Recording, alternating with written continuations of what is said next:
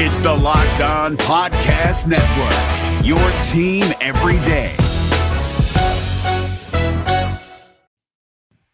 Good morning, everybody, and welcome into this week's episode of Locked On NFL Sunday. We're here with you every single Sunday morning from 11 a.m. Eastern time for about an hour to get you ready for all of the NFL action on Sunday and Monday. It is my great pleasure, as always, to be here with Cody at Cody Roark NFL on Twitter. And then, of course, you've got myself, Ross Jackson at Ross Jackson Nola on Twitter as well. You can catch us live on Facebook, YouTube, Twitch.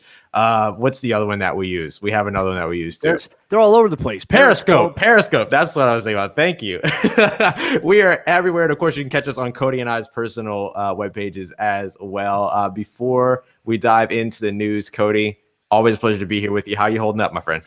You know what? I'm great. We are 9 weeks into the NFL season, or just a little bit over the halfway point. Makes me a little bummed out because it means we're almost kind of approaching the end of the season, right, if I'm looking at it from a negative side of things. But I just want to encourage listeners and people that are tuning into the show here this morning, make sure if you're on Periscope, YouTube, the Bookface, the Twitch, wherever you're at, that you reply on the platform that you're watching, you comment, and it pops up, and we can get to some of your comments as well. So we appreciate your interaction here on Locked On NFL Sunday. But Ross, Week 9 is here. We have an awesome slate of games and an awesome slate of guests here today. Yes, absolutely. So we're going to be joined today at 11:10 by Tyler Rowland of the Locked On Titans podcast. You want to talk about energy? We've got nothing but energy on the show today because following him, we've got our guys Alex and Bo coming in from Locked On Cards. And then we've got Chris Carter from Locked On Steelers. Not the Chris Carter you're thinking about. This Chris Carter catches more than just touchdowns. And he catches your attention, too. He's very, very good at doing that as well. So very excited. Obviously, as you mentioned, just energy and enthusiasm.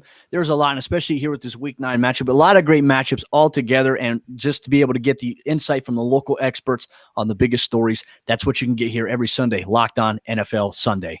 Yes, absolutely. We always try to go a little bit deeper. No sketches, no comedy here, although we're hysterical. Don't get us wrong. But we're very glad to be here with you on this Sunday. So let's kick off today. We've got a lot of headlines all around, and a lot of it just has to do with player news. Who's in, who's out. We also have some coaching news. Got a lot going on. So you're going to be able to follow along down at the bottom here. You'll see the scroller down at the bottom that's going to cycle through some games so that you know what your lines are going into the games and everything. But we're also going to hit on some of the big news. Cody, why don't you introduce us to a couple of the big headlines from today, particularly around the players that are available, unavailable, and of course, some big coaching news out there as well.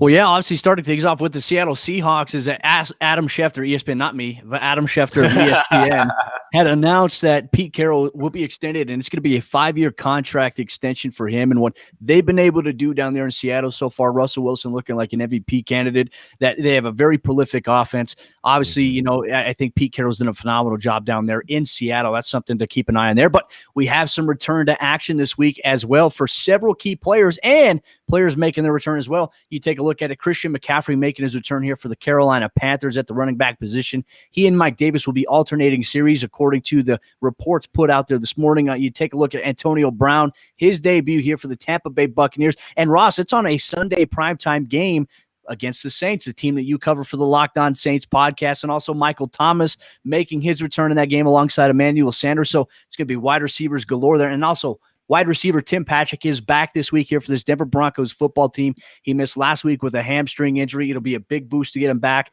against an Atlanta Falcons team as well. And then obviously you look at the other news too. Des Bryant, his first action in years with the Baltimore Ravens. He's been elevated from the practice squad to the active roster, and that was one of my big themes coming into this week talking about the Ravens is how they look. These just inconsistencies against the Pittsburgh Steelers. Granted, it was against a great defense for that matter, but they need another big prolific threat, and I think that Des Bryant, I mean, based on the videos we've seen of him in training, he looks the part, but can he do it on Sunday when there's actually guys covering him? That's going to be a big key, in my opinion. Yeah, this Des Bryant return is really close to my heart because early in the season last year, or really in the middle of the season in 2017 or 2018, excuse me, the Saints ended up signing him. He was there for 2 days and then unfortunately had the Achilles injury that took him out.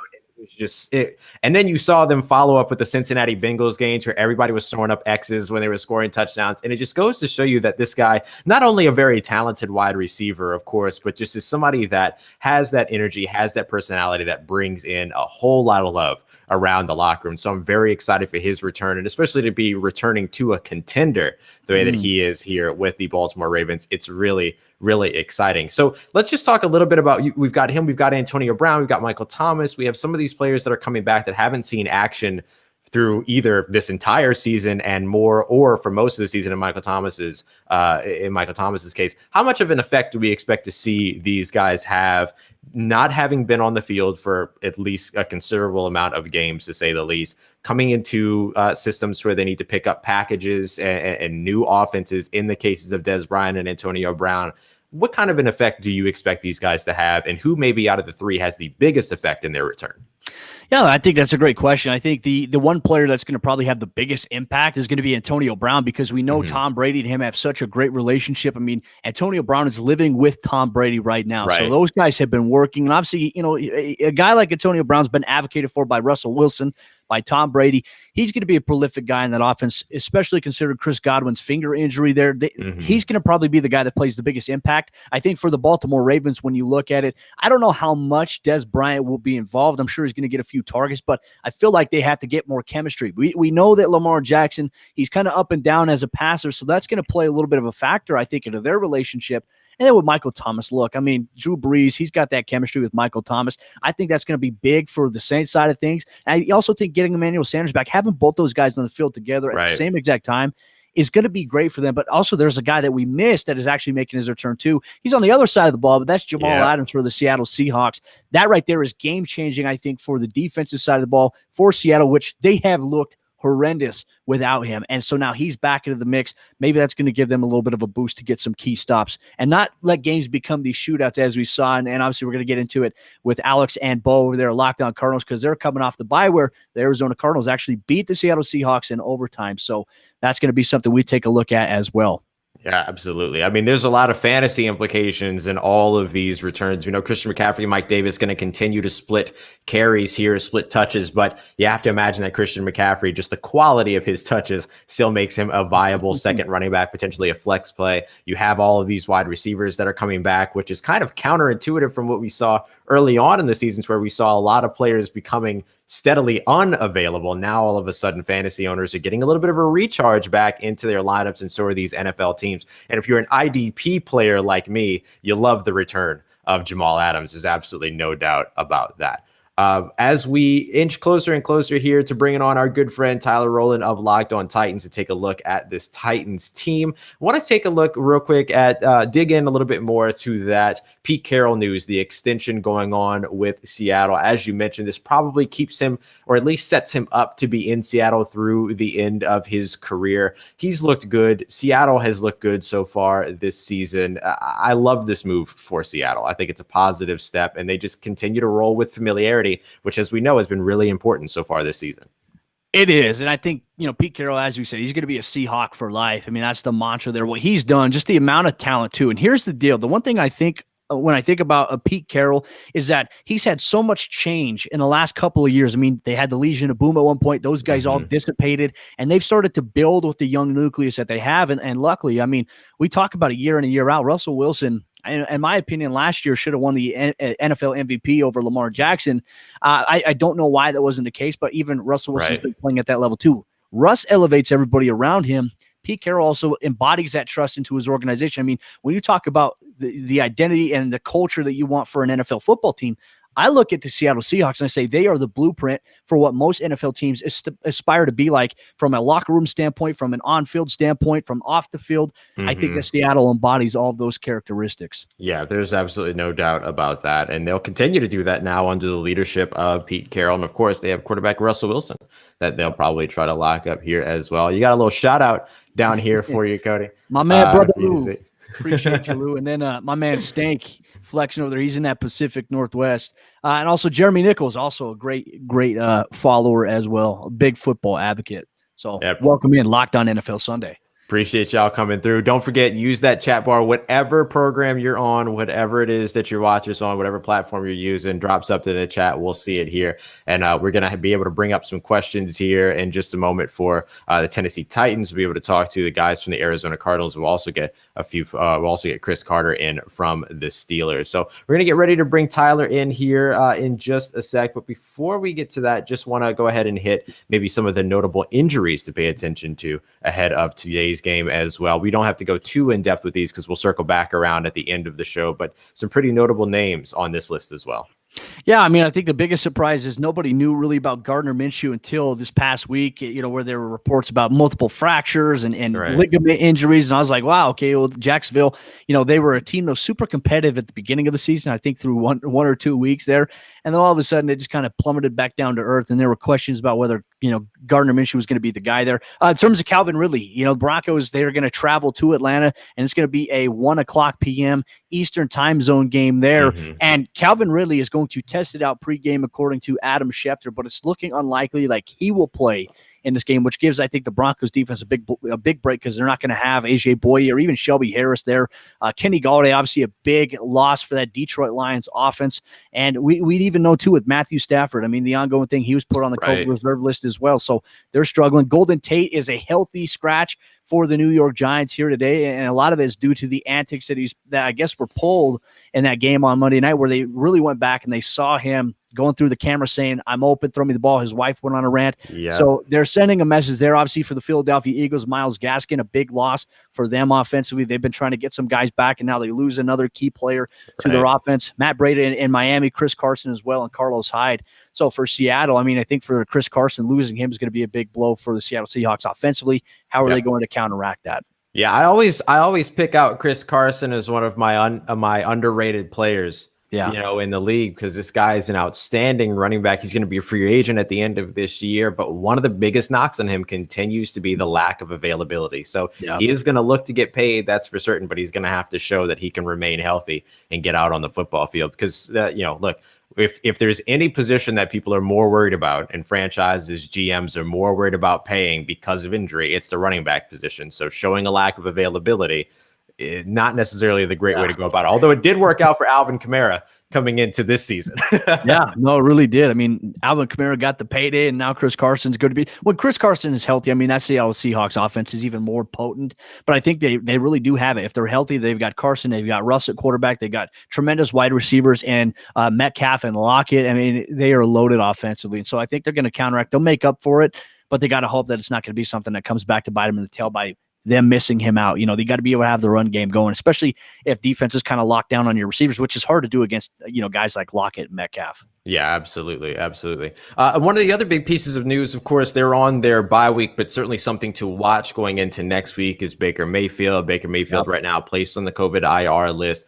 Obviously, not a big deal this week. Obviously, we want him to be healthy and safe, and all of that is of course, goes without saying. But, it is something to pay attention to heading into next week. A Cleveland Browns team that at times this season has performed very, very well. Yeah, I mean, at moments this season they've looked like they're a damn good team that could be a playoff team, and all of a sudden then they have those moments where they drop back down, and all of a sudden it's like, man, what are these guys even doing competing, right? So for Baker Mayfield, he'll be going through intensive protocols this week for practice, may not even practice, maybe up to the final minute next week on his status. Obviously, wishing him well and hoping that he is safe and healthy. Yeah, absolutely. It's always the biggest part. It's an odd season around those conversations, but we know what comes first and foremost. So we have a little bit of time here. Let's get into this. We're going to talk about it when we, because we are going to pick it, but we do have the great pleasure of being able to host our own shows Monday through Friday. Cody covers the Denver Broncos at Locked On Broncos. I cover the Saints at Locked On Saints. So Cody, let's talk a little bit about this Denver Broncos Atlanta Falcons game. They're traveling to Atlanta down 4. What's kind of if you could pick one key on offense, one key on defense, what do the Denver Broncos need to do to get their win here? And I imagine Tim Patrick may factor in a little bit, of course. Well, I'm going to start off on the offensive side of the ball, Ross. And I think for the Broncos in this matchup, look, we saw them outpour a 21-point performance in that fourth quarter and a comeback victory against the Los Angeles Chargers, team that's pretty tough in my opinion. And we just saw a different Drew Lock in that second half. I mean, he was dishing a diamond, and maybe the Broncos changed their offensive approach to a little bit more up-tempo. That's something I'm going to be keeping an eye on, but obviously having a guy like Tim Patrick back, a 6'4" security blanket, and then you have guys like Jerry Jeudy and Deshaun Hamilton and KJ Hamler, speed guys that can get involved as well. I think the Broncos offensively, if they can get these guys involved, and more importantly, I think win first down, because they've had a struggling trend of going backwards on first down or not getting much. That's put them in a bind. So if they can be better on first and second down, I think that, they'll be in a good position to maybe get the offense rolling a little bit. And then on the defensive side of the ball, it's really who's going to be covering Julio Jones. No A.J. Boye here for the Broncos. No Shelby Harris, who is arguably their best defensive player. So what you're going to see is Bryce Callahan in the base package on the outside. You're going to see Michael Ojimudi on the other outside. And then when they go nickel, you're going to see undrafted rookie free agent Asang Bassi inside the slot in the nickel there. So if Calvin Ridley is unable to actually go in this game, I think it bodes well for the Broncos defensively, but there's still a guy named Julio Jones that you still have to account for. And Matt Ryan is playing really damn good football, 12 touchdowns to 4 interceptions. Their offense is the top offense in the NFL, but their defense is one of the bottom-ranked defenses overall. And that's really, I think they're a lot better than the record indicates. Yeah, absolutely. Absolutely. Great stuff. Let's go ahead and try to bring in our good friend Tyler Rowland here from the Locked On Titans podcast. We might have a little bit of a delay on our end, but let's see how it works out. Tyler, I hope you can hear us, man. How are you, buddy? Yeah, I can hear you guys perfectly fine. Can you hear me? Yep, yes. It all looks good. Y'all, Tyler Rowland, host of the Locked On Titans podcast. You can check him out over at Tic Tac Titans. And this guy does way more than just host the podcast. He makes you smarter. He teaches you football. Incredible. So glad to have you here, man. We appreciate you taking time to join us this morning. Yeah, not a problem. Excited to talk some football. The Titans really need to get things back on track here. So a really big game, not only for the Titans, but for the Bears as well. So it's a big matchup in the NFL this week. Yeah, it's kind of I don't want to call it a must-win, but we're starting to get into must-win conversations around the NFL, I think is the way that I'll say it. But before we get into that Titans and Bears matchup, before I jump too far, I'd love to get your first impressions on the season so far for the Tennessee Titans. This is a team that has been winning, but as you would talk to people around the league, they're not really talking about the Titans. And so let us know. Tell us why we should be talking about the Titans more and what this early season has looked like for you from your perspective.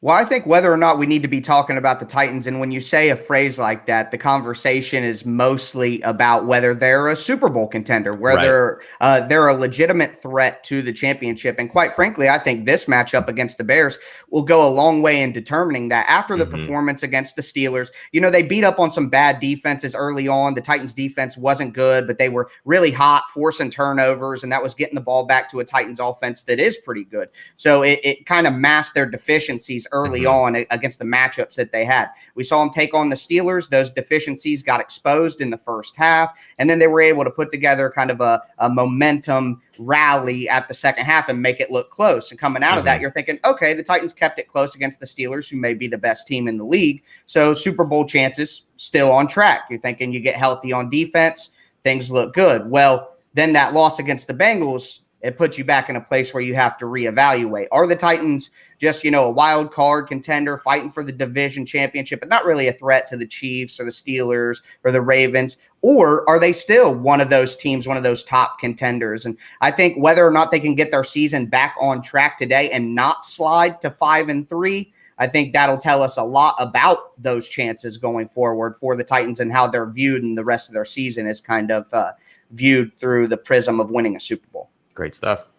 Well, they're coming off 2 back-to-back losses, one against Pittsburgh and then one against the Cincinnati Bengals. To me, in these last 2 weeks, Tyler, I want to hear from you. What do you think the biggest trend has been in those 2 losses back-to-back? And is it something they can avoid coming into this Bears matchup with? What's been the trend between these 2 losses here for this team? Well, I think one thing, teams are having a lot of success against the Titans defense, using the short, quick passing game as an extension of the run game. The Titans had Jonathan Joseph out at the outside cornerback position. Next to him, they had a 7th-round rookie and Chris Jackson in the slot, and neither of those players are expected to be in the starting lineup this week. Jonathan Joseph was released this week, and I don't really blame Joseph. He's 36 years old. He just can't play at that level anymore. He had a great career. I don't want to disrespect, what he was able to do. He was asked to do too much, but teams are just dinking and dunking on the Titans in those quick 5-yard slant, 5-yard out to those easy matchups against Joseph and against Jackson in the slot. So when you have the ability to keep the chains in your favor at all times and stay on schedule as an offense, it makes things so much easier. And then on the other side of that, not only are you killing the Titans defense with 1,000 paper cuts, you're also keeping the Titans' explosive offense off the field. Mm-hmm. Now the Titans' offense has less margin for error. They feel more pressure to score every time they get the ball. They have less opportunities to create those explosive plays and play action. So you limit what the Titans do best. You also expose what they do worst. And it's been a great recipe, quite frankly, by the Steelers and by the Bengals. And you know what they say in the NFL, you see the book, you see the formula, and teams copycat that. So right now, unless the Titans get better in the secondary and marry their coverages and their rush packages together better on defense, it's not going to allow them to do what they do best and get the season back on track. So another banged up offensive line going from the Bengals to the Bears now. The Titans brought in Desmond King via trade to play slot cornerback. They're going with some younger guys on the outside, like a Breon Borders. So we'll see if that gives them the ability to improve what they do on defense to give their offense less of a risk when they're out there. Yeah. I'm glad you brought up Desmond King. That's where I wanted to go next. Nice trade to get him up out of the Los Angeles Chargers. I had happened to listen to your Friday episode going into the Bengals game, talking about Tyler Boyd working in the slot and the lack of slot defender presence for the Tennessee Titans. And then they go out and they make this move. How important is this move? How soon do we it sounds like we expect to see Desmond King today, but correct me if I'm wrong. But how important is this move, and what does it give that Titans defense against exactly what you just talked about, that death by 1,000 paper cuts? Well, the Titans defense was not great last year, but they were certainly better than they have been this year. And I think a lot of that had to do with Logan Ryan as a cornerback. Now, Logan Ryan has his deficiencies in man coverage, his pliability and his hips and things like that at his age are kind of now allowing him to play man coverage. And you have to be able to play man coverage at times. But what Logan Ryan could do is he was a great blitzer off the slot. He also was great in man coverage. It allowed the Titans' nickel defense to function almost as a base defense in a 4-3. Also, he was great playing downhill and zone, reading the quarterback's eyes, understanding route combinations, all of the intelligence things that go into playing slot corner, which is a lot different than boundary corner. It takes a lot more versatility. So the Titans had a 7th-round rookie in Chris Jackson, who per Pro Football Focus was the 115th ranked cornerback this year out of 115. So not translate, great. That's last. Not great. So just not having him on the field, and he's a 7th-round rookie. Again, he's being asked to do more than he should be doing at this stage in his career. Should be a special teams only player developing his cornerback skills. So he was thrust into a role he wasn't ready for due to injuries and roster management. And now having Desmond King just not be Chris Jackson is going to be an upgrade, but also Desmond King offers you a lot of the things that Logan Ryan did in terms of his intelligence, his understanding of what offenses are trying to accomplish, where holes are going to be in the zone and filling them quicker than the wide receiver can. He's also a physical player. He will come in, slot blitz, take a quarterback down. The Titans have missed 2 corner blitzes this year off the slot for sacks, just missing the sack on the tackle. And you just can't have those things happen. That's how the Titans get in this historically bad 3rd down defense situation. So Desmond King is an excellent player, kind of mirrors what Logan Ryan gave the Titans, but in a younger, more athletic body. And then on the other side, it's just not Chris Jackson out there, quite frankly. So one of the things you do every single week here on the Locked On Titans podcast is on Fridays, you always go to your 3 keys to victory. And obviously a matchup against a Chicago Bears team, I think that we're all surprised at. We see them play high offensively. Defensively, they're still the strong suit, and they're matching up against a very good offense. In your opinion, Tyler, when it comes to the keys to victory, what do the Titans have to do to beat the Bears today? Well, my 3 keys to victory on Friday, a quick synopsis here, not the 8-minute version I give the folks on the Locked On Titans podcast. You're going to have to go listen to the show if you want that. Yes. And it's always good work. You still have time. Number 1, the Titans have to stop the run against the Bears. I know that doesn't sound like a tough task with the Bears being one of the worst rushing offenses in the NFL at only 85 yards per game. But here's my thing. Hear me out here. The Bears have run for under 50 yards in 2 of their 3 losses. If you can eliminate their porous run game, especially with a banged-up offensive line, then they go to 3rd and long situations, 2nd and long situations, and now Nick Foles has to beat you consistently throughout the game with accurate throws. I just don't think that the Titans will be in a bad spot if they're able to accomplish that. So even though the Bears don't have a great rushing offense, stop the run will be the key. The second thing is the Titans have to win the turnover battle. If they can stop the run, get the Bears in 3rd and long, then they can get turnover opportunities. And they lost the turnover battle against the Bengals. And when you do that against a team like that, the Titans won the turnover battle against the Steelers and lost by 3 because that's a good team. They played a bad team in the Bengals, or maybe just not a great team, a little below average team. They lost the turnover battle, and they weren't able to score 20 points and lost by double digits. So the Titans have to win the turnover battle. The Bears are losing the turnover battle in their 3 losses, 4-1, a turnover margin of -3.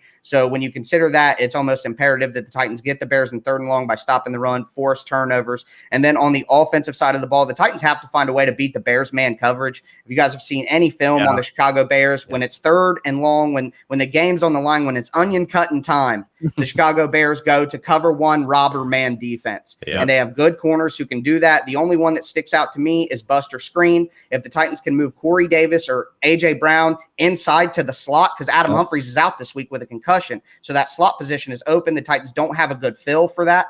So if they can get some backup guys on the outsides and allow Corey Davis or A.J. Brown to work in the slot on Buster Screen, that could give them opportunities to beat the Bears' fierce man defense. So those are my 3 keys to the game for the Titans. Great breakdown. That's why we check you out every single Monday through Friday over at Locked On Titans. Tyler Rowland at Tic Tac Titans on Twitter. Tyler, we appreciate you coming out and joining us today, and enjoy the game today, and looking forward to the rest of your work throughout the week.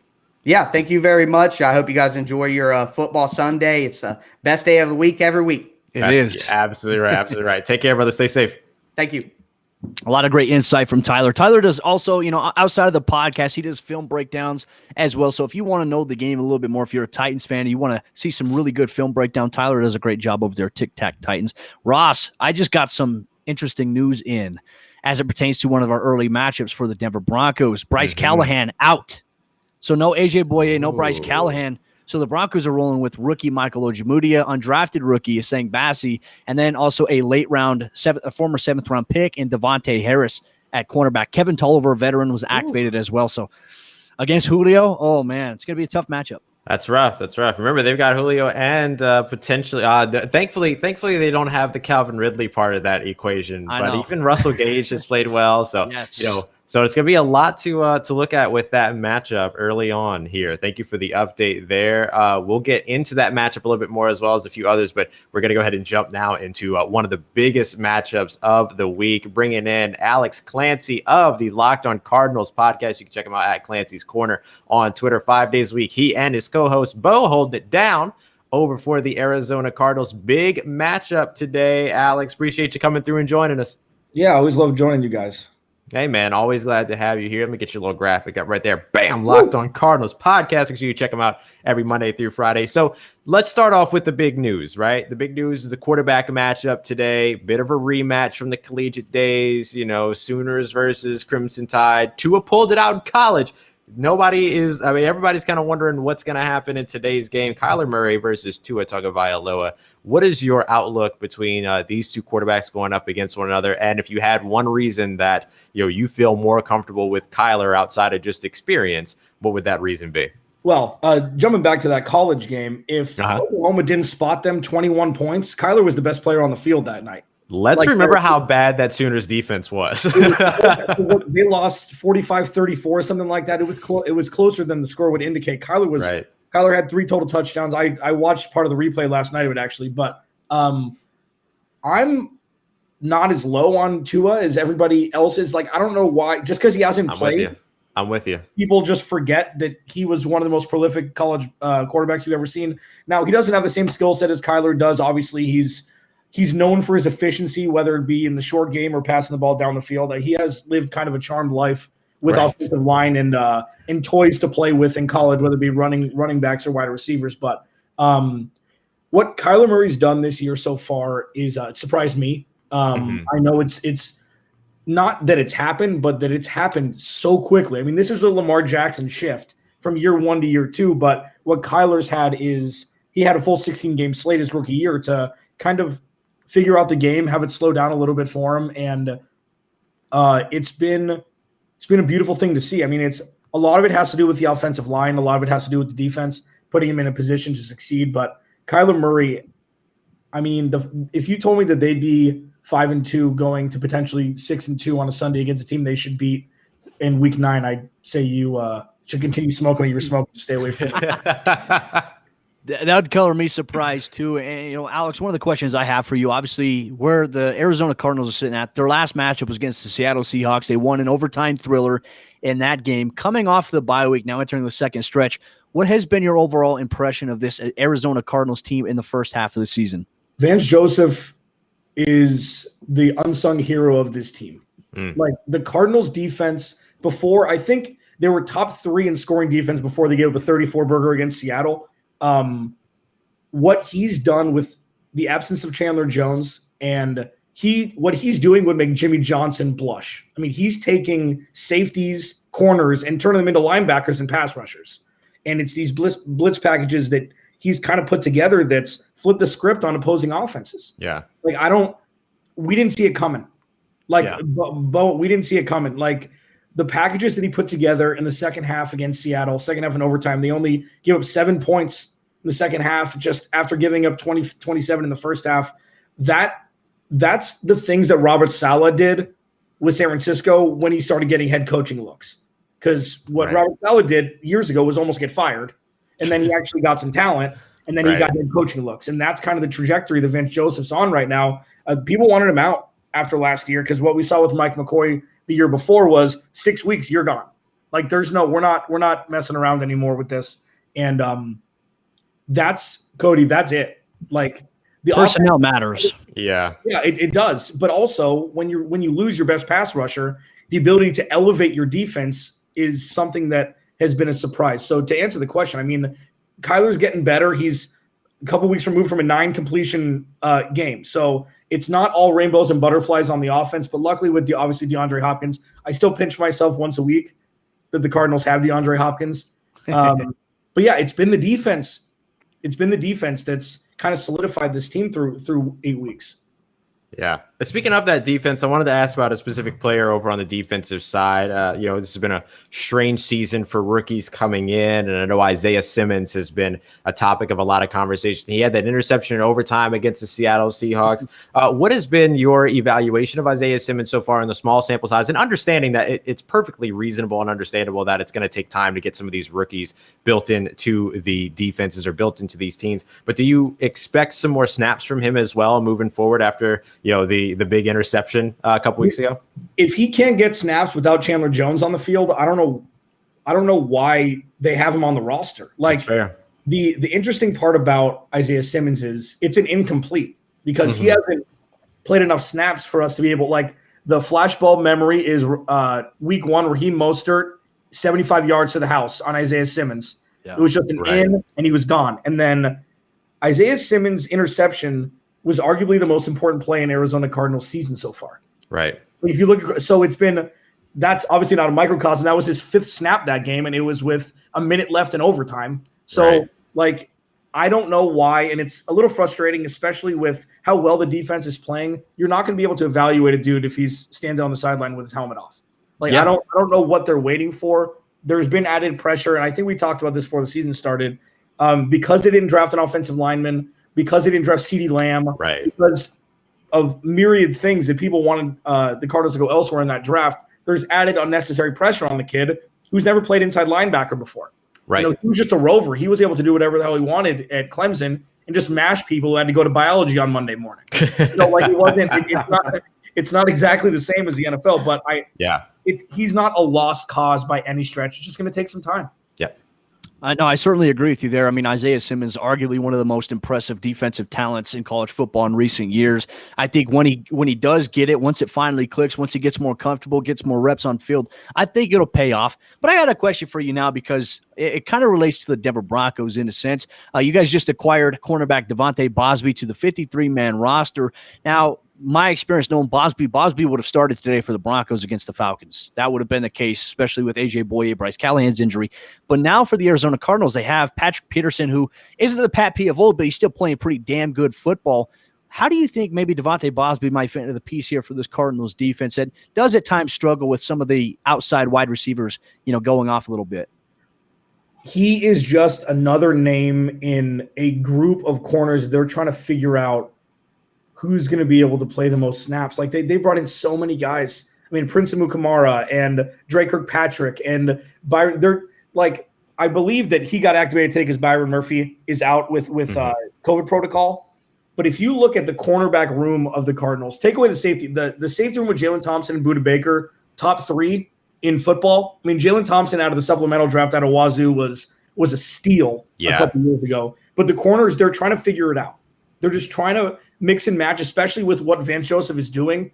The skill set for a corner, the fact that he's not great on the outside doesn't matter. If they can put him in a situation to blitz, to get the quarterback, to do things that cornerbacks don't necessarily do, because that's what Vance Joseph seems to be doing right now, maybe that's one of the catalysts for him being on the 53-man roster today. I mean, again, you have to throw the script out with what the secondary's doing with the Cardinals. And it seems like a gimmicky answer, cliche answer, but it's true. We don't know what the secondary is going to look like. We don't know what the packages are going to be like. And they're just trying to figure out an elixir that they can just put out on Sundays and have it work. Yeah.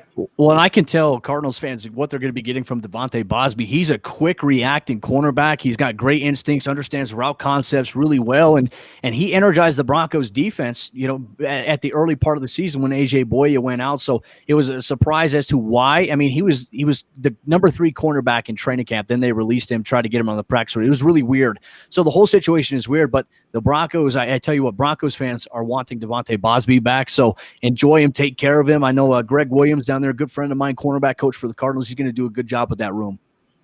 Yeah, it's these are the things we've talked about this, and we always talk about the 49ers because of their run last year, aside from the fact that they have the worst fans in football. Like you have, so they were 14-2, or 13 to whatever, 12-4, whatever it was. Mm-hmm. Every little thing bounced right. And the Cardinals, they had their COVID stuff on their bye week. And Ryan Fitzpatrick gets pulled from Miami, so they don't have to worry about the gunslinger. Like little things like this, and adding what look to be low-impact signings can prove to pay huge dividends when there's really not as much pressure for them because they now have a cornerback room that's deep. And the Cardinals haven't had depth with anything over the last several years. I mean, in 2018, they averaged 14.1 points per game, which is less points than the 2008 0-16 Detroit Lions. So that's where they were just as a team. The defense was fine that year, but they couldn't get off the field because the offense was so bad. So where they've come to now, little things that seem, as you mentioned, low impact could pay off huge for a team that's ready to win. And it seems like the Cardinals are light years ahead of schedule, and that's just another reason that, add another little piece, see what happens. And if it doesn't work, they're fine without it. Yeah. Boom. Great stuff, Alex. We appreciate you coming through. Enjoy this game. I'm looking forward to seeing this rematch from these two quarterbacks with an actual defense on Kyler Murray's side. So I'm looking forward to it, man. We appreciate you coming through. Y'all can check out Alex and his co-host Bo every single Monday through Friday, wherever you get your podcasts from. Locked On Cardinals at Clancy's Corner on Twitter. Alex, we appreciate you, buddy. Thanks, guys. Take care. Yeah, you too. I tell you what, Ross, that division every single week just continues to surprise me more and more. But obviously, now I think the 49ers are going to drop all the way back down to earth without Jimmy Garoppolo, without Kittle for the rest of the season. I mean, that is a tremendous blow for that football team that a couple of weeks ago looked like they were starting to get back on track with Jimmy G coming back off the high ankle sprain. And all of a sudden, they lose their two best offensive playmakers. To me, I think that they're kind of in dire straits right now in San Francisco. But I think that when you look at the Rams, you look at the Seahawks, you look at the Cardinals, you very well could, in that division, you could potentially have 3 playoff teams representing in the NFC West in the 7-team playoff format that the NFL is launching this year. They even mentioned the possibility about an 8-team playoff. I don't know where that went, but that was talks for NFL owners this past week. We haven't heard anything of it. Obviously, it's probably something they're still discussing, but crazy, man. It really is. Yeah, it's getting. I mean, look, we were talking about the NBA playoffs having a 4-team play-in. We're talking about potentially doing 8 teams per conference in the NFL. More football. I'm fine with it. More football. All right, let's go ahead and bring in one guy who has absolutely no concerns when it comes to the playoffs right now, or at least shouldn't. We're going to bring in our host of the Locked On Steelers podcast, Chris Carter at Carter Critiques on Twitter. Sounds like he's having a little bit of trouble here. And if you need to unplug if you need to unplug that, then that's totally fine. Hey, can you hear us here? Check. I think we're having some audio issues over on his end at the moment, but we will get that solved. We'll get that figured out. Yep.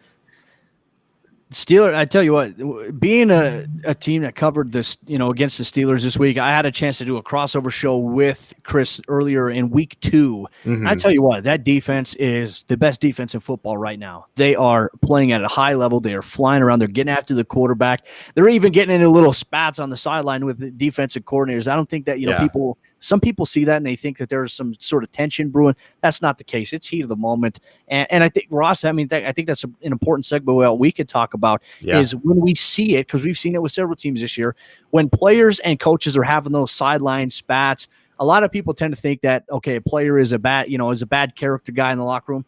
I don't know if, people that think that, I don't know if they've ever played the sport, because football is a highly, highly emotional game. You're going through an ebb and flows of adrenaline and emotion from highs to lows.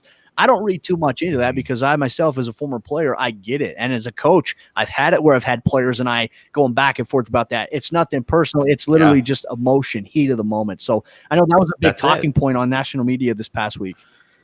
Yeah, it's been a lot. It has carried on and on and on and on so far, and it's been absolutely wild to the point where they were talking about, like, oh, here's a player to keep an eye on that could potentially be moved in the offseason now because this situation is more complicated than people think it is. And it's like, actually, it's not. It really does come down to not understanding heat of the moment, competitive personalities. Guys want to win in every phase of the game, both physical and mental. Chalk that one up to an L on the mental side of the game, but the W comes later. You always have to take these things and learn from them. Well, we talk about it this way. Michael Thomas punched a teammate in practice, and everyone thought the team was going to trade him. It's just stuff like that. Right. Scuffles, fights, punches actually happen more often in practice than you'd believe, and it actually doesn't really get reported that often. But speaking of, too, we could talk about Javon Wims. Chauncey Gardner-Johnson, he is the ultimate pest, and I think that it's a great film room demonstration. I think when you talk about defensive backs playing head games with wide receivers, Chauncey Gardner-Johnson won that matchup easily, because the moment he did a little thing with the mouthpiece, Mims completely lost it mentally. He's not as mentally tough to be able to deal with that. Stuff like that's going to happen. But I love those guys. It reminds me a lot of Aqib Talib. I've been accustomed to seeing them dogs at defensive back. And look, I think Chauncey Gardner-Johnson is one of them dogs. And Javon Wims, I tell you what, the most kind of what the heck are you doing type play that I think we've ever seen. It was the oddest situation. I get it. But think about the time frame from when Chauncey Gardner-Johnson ripped his mouthpiece out to when it actually happened. That's the big thing. There was a thread you shared as well. It was actually comic gold about the whole event. Evan Sachs on Twitter, who did a whole film breakdown of this situation. Just incredible work by Evan. Javon Wims had 11 real life minutes to go to the bench, sit down, cool off, and then come back. But instead of cooling off, he was scheming. He was plotting over on the sideline. Like, I know exactly what I'm going to do when I get back out on that field. They run one play. It goes to the opposite side of the field.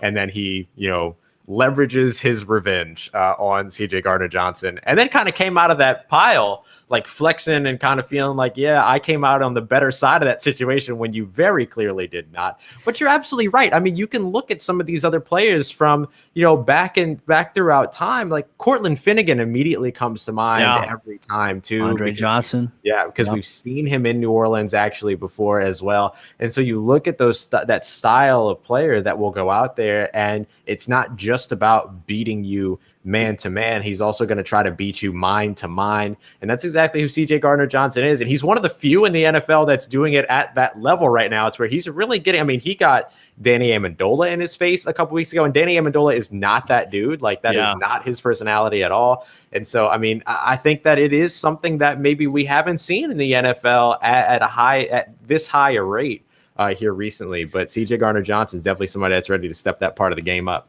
Yeah, well, Ross, back when I played, I used to do the same antics defensively. I'd walk up to the wide receiver, I'd unbuckle his chin strap, just like the side piece on the side of the helmet. I'd do that in the pile. I'd do that. I would do that in the pile all the time. Yeah. and I would literally look up the wide receiver that I was covering every single week. I would look that person up on social media. I'd find out who their girlfriend's name was, who their mom's name was. And throughout the game, I would use those verbal jabs, nothing like too personal across the line, but I would say something enough to them to be like, hey, how does he know that? Like, how does he know? Right. Dude, social media's turned me into a great detective. And then so they try to be extra and they try to do that. So yeah, those are things we tend to look at there. But yeah, Chauncey Gardner-Johnson, he is my dog of the week. I absolutely love it. I absolutely love it. We might have to start bringing that one back. Talking about our dog of the week. But right now, our dog of the week has to be Chris Carter. We're going to go ahead and give it a shot here. Hey, bud, can you hear us? Yes, I can hear you now. There we go. Yeah, there we go. What the heck happened? But don't worry about it. It's all good, man. We are so glad to have you here. Chris Carter, host of the Locked On Steelers podcast. You can follow him on Twitter at Carter Critiques. Just another one of these guys that we have at the network that's going to give you a pod every Monday through Friday, but make you smarter and help you understand football at a whole other level. Chris, we appreciate you coming in with this, man, and joining us. We hope you're doing well. Yeah, man. Just got back from Tallahassee, so that was fun. Yeah. But yeah, so got home after this. I'm taking a nap. I believe it, man. We appreciate you carving out some time with us. Want to start off with this? I'm going to start calling them the Pittsburgh Steelers because they're the only undefeated team left in the NFL here. They got a really nice matchup here with the Dallas Cowboys, who look completely lost and hapless, to say it kindly. And, just looking at the success for this team, both on offense and defense, what's been the key so far? And I got to let you know, Mike Tomlin has been my ride or die this season and last season for Coach of the Year. Does it start and end with him, or are we seeing something else happen with this team? I mean, it's the stability that he's been able to maintain for this organization through thick or through thin. Mm-hmm. Last year, I was there when Ben Roethlisberger went down against the Seahawks, and everyone was like, this looks season-ending. And I remember one reporter turning and looking at me like, it's over, it's done, it's done. Oh man. And I'm like, you seem really excited about this being over and done. And then sure enough, the Steelers go 8-6 without Ben Roethlisberger and with a fourth string rookie quarterback that was undrafted the previous year, Devlin Hodges. I think last year was the point where a lot of those younger players that are making up the new nucleus that are forming the Steelers, TJ Watt, Bud Dupree, Juju, James Conner, that group has now, even Minkah Fitzpatrick, that group's now set the tone like, hey, there's something really special amongst this group. And that's something that I think, honestly, wasn't carried over from the late 2000s Steelers to those mid-2010 Steelers that had Antonio Brown and Le'Veon Bell. When you talk to those Steelers from the late 2000s, Ike Taylor, James Ferrier, James Harrison, Troy Polamalu, those guys slept together. Like they did sleepovers at each other's houses. If Monday Night Football was on and it was someone that they were playing the next couple of weeks, they all met up at the same place and they hung out and they did it. You could guarantee if it was a night game in Pittsburgh, James Ferrier would meet up with Dick LeBeau at the Pamela's in Oakland, right on Pitt's campus, and eat brunch that morning there. And it was. I mean, there were just so many things that were just rituals and just part of the culture there. And it kind of went away when that group went away, and that happens. But now this group seems to be picking that up on both sides of the ball. And I think Mike Tomlin's stability, they believe in this guy, and they've always believed in this guy. I mean, anyone who said that he ever lost the locker room didn't know what they were talking about. The only person he ever lost was Antonio Brown, and no one seems to be able to find Antonio Brown. So he's absolutely the start of it, but it's that culture, and you're seeing stability on both sides of the ball. A smarter Ben Roethlisberger, a pass rush that's now working with a secondary that can disguise coverage and effectively challenge passes in different ways. I said before this season started, this was going to be a dangerous team, and right now they're looking like they are. Yeah, absolutely. They are, Chris, and you and I had a chance to talk week 2 when the Broncos were traveling to Pittsburgh. And I tell you what, this defense is as advertised. I know a little something about strong defenses with Denver in 2015. I tell you what, this Pittsburgh Steelers defense is the best defense right now in the National Football League. They have a dog mentality. They have 2 great pass rushers in Watt and Dupree on the outside. And their defense line, they're so very they're diverse with how they get to the quarterback. They're not just sending them off the edge. They are creating twist stunts. They're creating different types of blitz packages. Yep. And then the guys in the back end of that secondary are really stepping up. In your opinion, even if the offense struggles, do you feel like this is a team defensively that can lead them stronger, and even once they get to the playoffs? I know we're not talking about playoffs just yet, but do you feel like this is a team that probably could win in the playoffs due to their defense alone?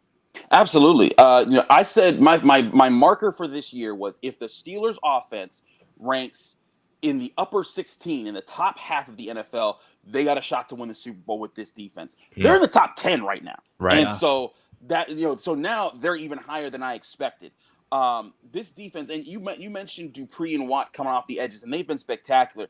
But I don't think there's nearly enough praise right now for what Stephon Tuitt is doing in the middle of the field. He has 6 sacks on the season as a defensive tackle. 6 sacks. The only defensive tackle that is Aaron Donald, and he's Jesus. So right, that's just. But that's the thing is that like you were saying, Cody. It comes from this way. It comes from that way. Vince Williams brings the heat, and Cam Hayward's still warming up. I've seen Cam Hayward last year. He started a little slow, and he picked it up by mid-season. And he returned to Cam Hayward form that we've known for the past 3 or 4 years. I think that because he's getting older, it's taking him a little bit more time to get into a season. But like once he hit like week 10 last year, you saw him just crushing people the rest of the way through.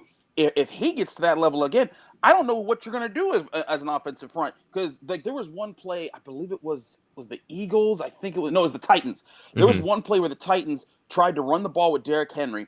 They double teamed Watt, they double teamed Hayward, and then they double teamed Tuitt, and then they threw everything into 3 double teams, and then the rest of the Steelers just came in and cleaned it up. It's like, what do you want to do? And it's right. But you're absolutely right. It's that balance across the board that forces you to consider every single thing. And Cody, I think this team, that group can carry this team very far.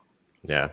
I know that there's been a lot of talk about Mapletron, about Chase Claypool over on the offensive side. He's been outstanding so far for them as a rookie. If you want to speak on him, please let us know a little bit of your thoughts on him as well. But there's one key addition here at the trade deadline that I wanted to ask you about as well, and that's Avery Williamson. It's not a trade that anybody's talking about, but I feel like it might be one of the most important trades just in terms of maintaining defensive continuity and getting that type of a player for this Steelers defense in place of Devin Bush. Can you speak on these guys and just what they have brought or will bring the team here moving forward to the second half of the season? Oh, first of all, yes, Claypool is having a phenomenal year. And his nickname is Mapletron. We even made it a thing on my show where I created like a little audio clip that we play whenever he goes off on somebody. So that's how that's going. Honestly though, like Mapletron, I'm with it if that's the name. Apparently Claypool would prefer Air Canada. I don't understand why anyone just calls him Optimus Prime. That's such a better name. Like just forget all the freaking tying it to Megatron.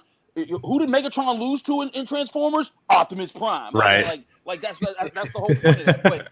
But all joking aside, with Avery Williamson, I agree that it was a big pickup because Robert Spillane has done very well in his first 2 starts for the Steelers. He stuck Derrick Henry in that huge play that he apparently got fined for. He's been considerably well in the hole.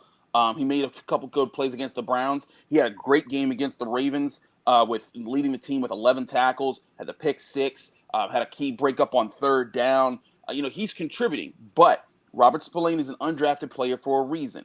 He can't go sideline to sideline. He also is not good at taking on linemen in the hole or fullbacks in the hole. When someone gets their hands on him, he's going to lose those battles. So the Steelers have to work very hard to keep him clean. And it's worked for the past couple games, but you can't do that every week. And I think that's where the Steelers are like, you know what? We're not tying ourselves to this. When Ryan Shazier went down, it was past the trade deadline 4 years ago, or 3 years ago. And when that happened, they picked up Sean Spence off the couch after week 10 and threw him in there. That didn't work. They tried to move Arthur Moats to inside linebacker. That didn't work. They said, you know what? It's the trade deadline. We can make a move. Let's get a guy to replace Devin Bush. And now I do think that they'll split snaps for a little while. But the point of Avery Williamson, and I showed this in my Carter's Classroom column for DKPittsburghSports.com where I do film analysis. And I was showing like, look, here's Robert Spillane in the hole. They get their hands on him, he's getting moved out the way or he's not winning. Here's Avery Williamson in the hole. He uses his hands. He gets his hands inside the frame. He pushes Lemon out the way. He detaches, and then he keeps engaging in his gap assignment. That's what Avery Williamson is going to bring, is that he's going to be a guy that can win gap to gap and be physical in the hole. Now, granted, still not the coverage linebacker that you were hoping for, because that's what Devin Bush was being. And the Steelers had going into, I think still this week that this holds, they've given up the fewest receptions to running backs in the NFL, and they're doing extremely well against tight ends. And a lot of that has been a mix of Devin Bush and Terrell Edmonds playing in the middle of the field. Now they got to find a way to make up for that. But I think Avery Williamson, it just gives opponents a harder time looking on film and saying, okay, we're going to pick on Spillane because we know he's there every single play. Now Spillane, you're going to get a smaller sample size. He can focus on bettering his game. Avery Williamson comes in. You flip between those two guys, and including Vince Williams, who's another pass rushing presence. Right. I think all of that's going to help the continuity of the defense. And if Williamson is the student of football that Mike Tomlin praises him to be, he should have no problem working into the group. We talk a lot about a lot of the strengths of this Pittsburgh Steelers team. Arguably, it's hard to look at what they've done this season and be like, oh man, you know what? They're rolling. But I think we also have to acknowledge too, in your opinion, because you're the local expert on the Pittsburgh Steelers, they have a lot of things going great for them offensively, defensively. But what is one area you'd like to see them improve down the second half of this season? Two things I actually go to.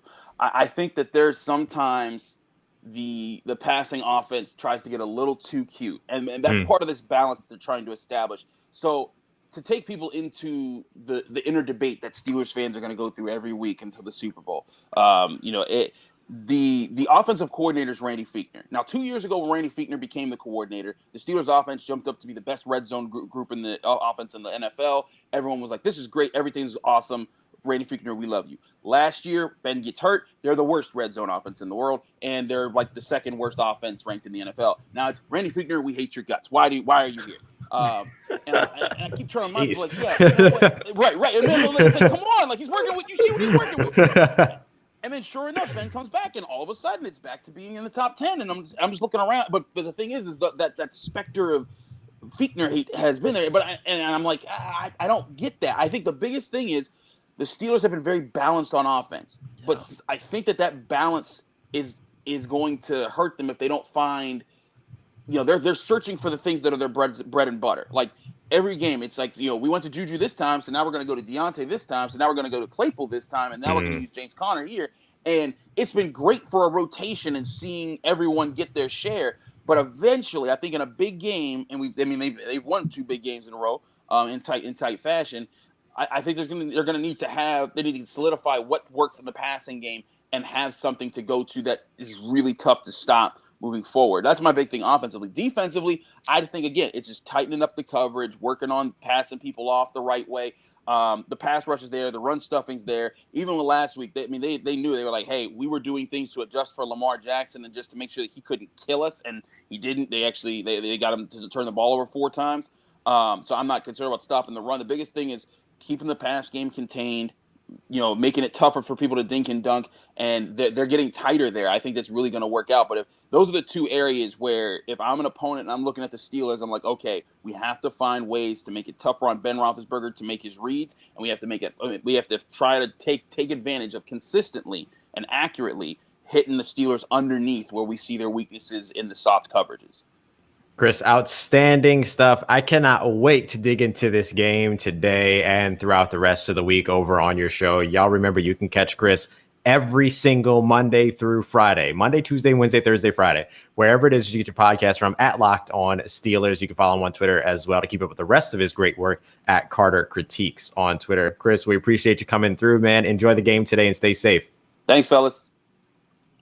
Dude, Chris is awesome. We need Chris on here every week. Because I tell you what, Chris can motivate me to eat a sandwich. I mean, he's just got the energetic voice to him, right? And one of the other things too, Ross, about Chris is he actually does kind of sound like Chris Carter. Like it's like you two need your show. That's what it needs. I need to let Chris come on for a week and then let the 2 of you host this show. We'll get the sound alikes going on. We'll do the Carter and Schefter show here on the Lockdown Sunday. But Ross. I think in this Pittsburgh Steelers matchup against Dallas, this is an opportunity for them. I look at this, and I hate to say this because I just think the Dallas Cowboys have looked very abysmal this year. But with all things considered about Dallas, I think this is the perfect game for guys like Watt and Dupree really to add. Like, this is a stat padding game, in my opinion. I just don't think that Dallas has enough firepower. They have no chemistry between their quarterback that's going to be stepping in, making his first career start, and all the wide receivers that they have, and potentially no Ezekiel Elliott. Right. Pittsburgh, I think, is going to have a very fun evening. Yeah, I think that I feel like this one should be. You know how it is, right? There's never an easy game in the NFL. Like we get that. but I feel like this might be the exception. I'm not sure, but I feel like this might be the exception. But either way, it'll be a lot of fun to watch. Can't wait to dig in to those teams. We have our primetime games as well, New Orleans at Tampa Bay, which we'll talk about here in just a moment. And then the what else is on game of the week goes to the Monday Night Football matchup, New England -9.5 at the New York Jets. No moves. No moves for New York this offseason, with the exception of this trade deadline, with the exception of sending off Avery Williamson. But there was a lot of talk around potential other, Quinnen Williams potentially getting moved from this team, as well as a couple of other moves. Didn't see that happen, though. No, you didn't. And I think in this matchup, too, New England's one of those teams, when you come into this matchup against who knows what type of New York Jets team you're going to face. I mean, they were competing a little last week with the Kansas City Chiefs for 3 quarters, and all of a sudden, bam, they turned it on. To me, I was like, what the hell is going on in the NFL this season? But the New England Patriots, I think, I just have a lot more momentum riding right now. Quinnen Williams was one of those players that I expected to be traded. Didn't seem to be happy in New York, though not a lot of players seem to be happy there in general. We know that the change with Adam Gase is going to happen at the end of the season. So part of me is just wondering, what is it that this team is playing for? No Sam Darnold in this game. We talked about it before the show. Joe Flacco needs 108 passing yards to break Joe Montana's place, 20th all-time passing. Wild. I'm hoping the Patriots defense says, look, we're not going to let this happen. And I hope they take care of business, because Joe Montana needs to stay where he's at. I mean, because then people are going to be debating about Joe Flacco's elite status, whether or not he's a Hall of Fame quarterback in the next 10 years. And I'm going to be like, no. Oh, there we go. I love that. I feel like if any team respects legendary quarterback play, it's the New England Patriots. They'll probably try to keep that from happening for sure. I want to give a quick shout out to a couple of my guys in the chat, Tito and JR. Appreciate y'all coming through and joining us here on Locked On NFL Sunday. And as we break into the hour mark here, it is time for us to hit our Locked On NFL Sunday picks. We're going to actually pick both of our team's games in this, so this will help us with our individual sort of final notes of the day as well. The Denver Broncos at the Atlanta Falcons. Falcons right now at home, favored -4. We did just get word as well that Phillip Lindsay will be active in this game. He had a pretty nice game in his return last week. Where are you going for this one, bud? Feed Phil. Broncos on this one, I think offensively have the better matchup. I mean, we look at Atlanta's defense; they're bottom ranked in almost every major statistical category, minus third down. They're a little good on third down there, but outside of that, they give up over 74% of points according to the NFL when their NFL offenses are in the red zone against them. So they give up red zone points all the time. If Denver can get there, which Denver's moved the ball, but they've had trouble punching it in. Maybe Denver gets the red zone offense going this week. I think that Denver just matches up offensively a lot better against that. Considering that Atlanta is a top-ranked NFL offense as well. Without Calvin Ridley playing this game, he's officially been ruled out of this matchup. So it's going to be Julio Jones and obviously Jarrett there at the outside. So I think that they're going to take a look at what they got going on there and seeing if they can really match up. I just think this is going to be a shootout game, which kind of scares me, but I think Denver's going to prevail in this one. That's good. I like that. I was actually going to go with Denver here too, but as we've learned more and more about the injuries over on the defensive side, I don't really. It's tough to choose where do I want to go in a shootout, right? Because with a shootout, you tend to want to go Matt Ryan, but he's made so many mistakes this season. Yeah. And then the other part of a shootout is which defense is going to make the appropriate hold at the appropriate moment. And because of that, I'm sticking with my guns. I'm going Denver. I have no reason to trust this Atlanta Falcons defense based on what we've seen so far this season. And I think Matt Ryan just made a couple of mental mistakes, particularly in the red zone and in the end zone as well. We've seen that a couple times for this team, whether it's him or, Todd Gurley even scoring a touchdown to help the opposite team, such as in the case of the Detroit Lions. So I'll stick with my guns there and I'll match up with you and go with Denver. And then our next matchup is a big one in the morning here. The Seattle Seahawks at the Buffalo Bills. Seattle on the road, but favored here in this one, -3. Yeah, Buffalo's been a team that has struggled as well. The last couple of weeks we talked about Tennessee struggles, but Buffalo's been one of those teams that's been struggling as well. Seattle, they've been rolling. Look, I think the connection between Russell Wilson and DK Metcalf is it's too powerful. I don't think that the Buffalo Bills match up too well with them. And we know we talked about coming into the season, Buffalo might have a really strong defense.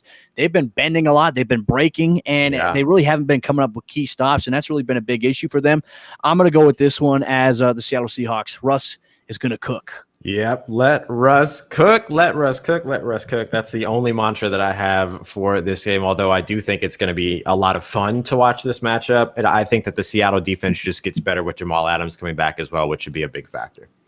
Yeah, this next game, though, is going to be a very fun one, Ross. An AFC West divisional matchup between the Las Vegas Raiders and the Los Angeles Chargers. The Raiders coming off of a weird game against the Cleveland Browns where they really didn't – it wasn't. I thought it was going to be a higher scoring game there. It really wasn't. They were able to pull it out late. And then the Los Angeles Chargers, they had a 21-point lead, and they gave up 21 straight points. The Broncos came back in that game. But I tell you what, Justin Herbert's been playing phenomenal football. Man. And when I look at this game, this is going to be a physical matchup between these two teams. And I think that the advantage that the Raiders have in this game is that they can run the football effectively, though Los Angeles last week ran for over 200 yards on the ground altogether. I'm going to go with the Raiders on this one. I think they're going to win by a field goal. Nice. I'm going to stick with the Chargers on this one. I'm going to take the home team, and I think the run game is something that's really, really important. Obviously, Josh Jacobs and his status, very important for this game. But I'm going to take the Chargers on this one specifically because of their running game being able to churn with guys like Justin Jackson, but also Joshua Kelly, the rookie Joshua Kelly, who yes. I will shout him for right down the street here at UCLA is where he played college football. I'm all about him, so I'll take him. And Keenan Allen, he had the illness coming into this game with the sore throat, which I can't imagine. Like knowing that you're traveling all the time and then just getting a sore throat probably feels just horrible, but he seems to be healthy. Tests are negative. He's in on this game. I'm going to give Justin Herbert a big win here at home, holding up the homestead at SoFi against Derek Carr and the Las Vegas Raiders. I'm going to start off with this one, Ross, and this is your team, so I'm going to throw it to you first. Look, you have a very, very prolific Sunday Night Football matchup. Look, we didn't get that last week. Sunday Night Football last week was hard to watch. But this week, I think it's going to be very entertaining because it's the New Orleans Saints who are traveling to Tampa Bay to take on Tom Brady, Antonio Brown, the weapons they have. But the Saints have weapons of their own. So this is going to be a clash of two divisional opponents. Where are you leaning on this one? This is a big one. I'm going to look real quick to my friend Tito here, who just let us know he's picking the Saints 27-24. We'll see if I match up with that. Here's my thing with this game. This game comes down to whichever one of these defenses limits the opposing offense better. This is not, I don't think this is going to be as much of a shootout as maybe people expect. I think this is going to come down to defenses making plays, kind of like what we just talked about with Denver and with Atlanta, but it's not about making plays at the right time. It has to be a consistent defensive performance throughout here because both of these quarterbacks are going to take advantage of any weak spot that they can find in either of these defenses. We've got Antonio Brown joining the fold. We've got Michael Thomas returning, Emmanuel Sanders returning, Alvin Kamara, who's you can't change my mind that he's the offensive player of the year so far, averaging nearly, I think it's over 140 yards from scrimmage every game so far. It just capped off last week with 163. He's been outstanding, and this Tampa Bay offense has been outstanding as well. So it's just going to come down to which of these defenses has the most consistent presence.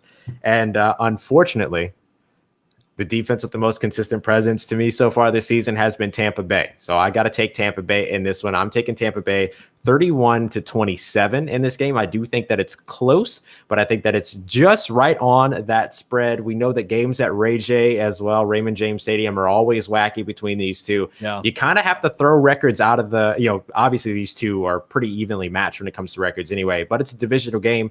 You and the AFC West know, just like most of these other divisions across the NFL, you kind of have to throw all that away in these divisional games. But these two anything could happen. Yeah, these two teams historically split. The fact that the Saints swept them last year was a bit of an anomaly. I think they go back to splitting this, and it makes the playoff conversation at the end of the year even more intriguing. Yeah, I think Tampa Bay is going to win this one. I think, like you mentioned, it's going to be a close physical game. It's really going to come down to who gets consistent stops enough. And when we look at Tampa Bay and the amount of blitz package, we just talked about the Steelers defense, but the amount of times that the Tampa Bay Buccaneers send blitzes and try to get after the quarterback, I think is going to be a big test to see for this New Orleans Saints offense. Are we going to see the quick passing game from Drew Brees? How much play action are we going to be able to see because of the aggressive nature that they have as a defense? And I think for the Saints too, will Quan Alexander play a big role in this game? I mean, he's kind of sputtered off a little bit in his career with the 49ers, battling through some injuries. Obviously, that was a big trade that the Saints had made at the deadline as well. So to me, I'm looking at this game as who's going to get the amount of stops. But then again, we're going to see Chauncey Gardner-Johnson on Antonio Brown. That to me is going to be the fun matchup to watch. And if nothing else, it's must-see TV just to watch those two guys go at one another. On that idea of the blitzing, too, before we move to our last game, 42.9% of the time, Todd Bowles is sending a blitz with that defense. It's the second most consistent blitzing team in the NFL. So the Saints screen game can work with that. The short passing game, all the things that kind of Tyler talked about with the Titans that have given them some troubles, all those things can work, but it's still a big task there, no matter what. But I'm going to take Tampa Bay, but it could be a wild and wacky game for sure. And speaking of wild and wacky games, we'll take our final pick here. The Monday night, just absolute dinger of a game. The New England Patriots traveling to take on the New York Jets. The Patriots favored 9.5 on this one.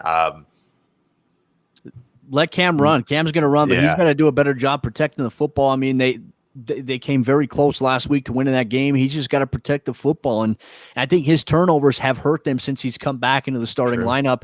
And the talk around New England right now is that Cam Newton's leash is pretty short. And if he makes mistakes, you can see Jarrett Stidham take over there. If that happens, then I think it makes this game a whole different dynamic. Outside of that, though, I just don't see the Jets winning this game. I just think that New England, despite the errors that they have with missing guys like Julian Edelman and some of the weapons, I still think they have enough to be able to get it done. Yeah, absolutely. I'm just going to be nice. Oh, no. That's what I'm going to do. I'm going to just be a nice guy. That's all I'm going to do. I'm going to take the New York Jets here. I'm going to put it out into the universe. They get their first win of the season.